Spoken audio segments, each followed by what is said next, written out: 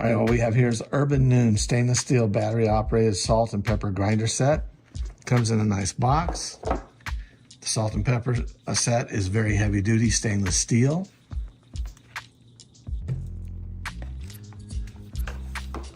Has some nice features. We'll just take this one for example. At the bottom has a rubber base. So when you're grinding your salt, it's coming out of here. When you're done, you put that in there and that keeps it from spilling out.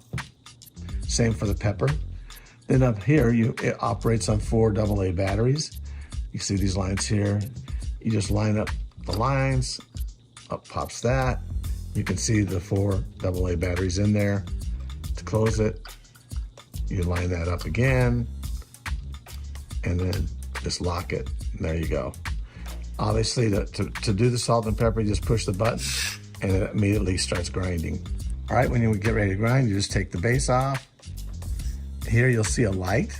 When you push the button, it lights up what you're gonna salt or use pepper on, and I'll give you a sample. Here you go.